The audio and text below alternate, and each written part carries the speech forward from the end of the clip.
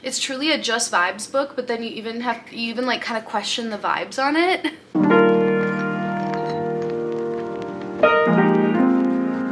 Hello and welcome back to my channel. My name is Taylor, and on this corner of the internet we talk about books, fiber arts, and a little bit of lifestyle stuff. Today I'm going to be doing my December reading wrap-up. If you watched my most recent video, I did an entire December reading vlog, and there were quite a few books that I started, decided not to finish, all these different things.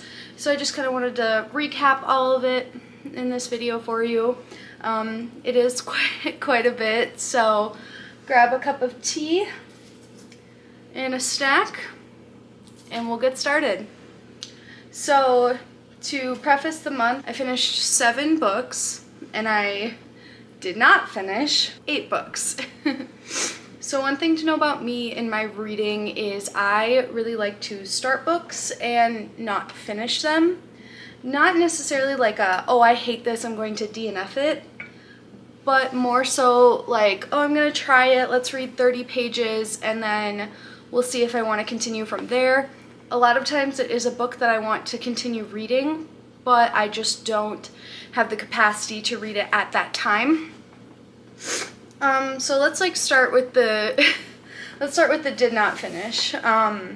So Talking to Strangers by Malcolm Gladwell. This is a book I will not be returning to. I thought that this book was kind of disgusting in the way that it talked about SA and violence against children and all these different things. So that is a book I will not return to.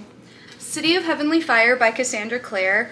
I had checked out this book from the library and I just purchased it from Half Price Books a little while ago. I got 40 pages into it. I still very much plan on reading it. It didn't get my attention, all of my attention, because I had other library books I wanted to finish and it's 700 pages, so this will get finished eventually. It just didn't get done in December. Next is Winter Street by Elin Hildebrandt. I read about 40 pages of this. I really enjoyed it. I really did just run out of time before Christmas, but I enjoyed it enough to where I'm gonna keep all 4 of the books and hopefully finish them next year. We'll start my Christmas reading a little bit earlier in 2024. Hellbent by Leigh Bardugo. I started this audiobook, I think I got around 15% into it, and it just wasn't catching my interest the way that Ninth House did. I do want to read this book eventually because I know that there is supposed to be a 3rd book in the Alex Stern series, so we'll eventually go back to that, but just didn't happen in December. Crave by Tracy Wolff. This is a book I've been reading for a while now. I'm on page 100. This is a reread for me. I already know I like this book, so it just kind of didn't get my full attention. If He Had Been With Me by Laura Nowlin. I got around 40% of this book done on audiobook, and I was really enjoying it, but I'm not doing any sort of significant driving over the next couple weeks, so audiobooks just kind of fall by the wayside for me. I haven't really been in a good workout routine. I'm planning on getting back on the bandwagon for 2024 with more home workouts, I'm hoping, and with the home workouts I'll probably be watching TV or YouTube while doing that. So Our Violent Ends by Chloe Gong. This is another one where I was listening to the audiobook. I probably got around 15% into it, and it just wasn't catching my attention. I do plan on going back to it because I want to read the companion series, the Foul Lady Fortune.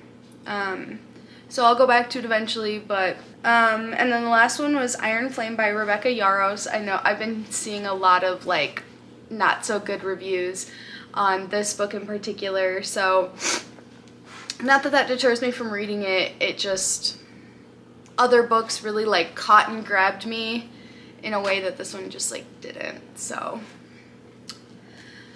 and then we'll go into books that I did finish. So like I said, I finished 7 books in the month of December. City of Lost Souls by Cassandra Clare. I gave this book 3 stars. It really just suffered from buffer book syndrome. I thought that it was high energy and a lot was going on. The climax of this book was very, very good. But That's why like I need to get to City of Heavenly Fire before that like escapes my mind. Next was Done and Dusted by Lila Sage. I loved this book. It got 4 stars. I'm so excited to read her next book. This is book 1 of the Blue Rebel Ranch series. I thought the characters were so cute. I understand it's like childhood. It's brother's best friend, but they've known each other like forever. I just thought it was really, really fun, really good. I ate it up. Next was With Love from Cold World by Alicia Thompson. I gave this book 3 stars. I thought it was good, but the coupling kind of threw me off. I liked how dynamic both the characters were individually, but I'm not so sure I liked them together. I have more thoughts on that in my reading vlog if you go and watch that. Terms and Conditions by Lauren Asher. This was an audiobook. I also gave this one 3 stars. It was okay. It wasn't as good as the first one, which is The Fine Print, in my opinion. I'm still going to read the final one, which is called The Final Offer. And then I've heard that Lauren Asher's newest book, Love Redesigned, is super, super good. I like the writing, I just didn't like the coupling in this book. Then I read Hooked by Emily McIntyre. I actually really enjoyed this book. It really kind of caught me off guard. I think I was giving this one like a 3.75 stars, and normally I don't like separate stars like that, but something about it, it was just like, it was way better than a 3, but it wasn't quite a 4 for me. But I definitely want to read more by Emily McIntyre, see what the other books in the Never After series are kind of like. Catherine House by Elizabeth Thomas. This was a 2-star for me. I love the gothic atmosphere of it. The premise is so good, but it's truly a just vibes book, but then you even like kind of question the vibes on it.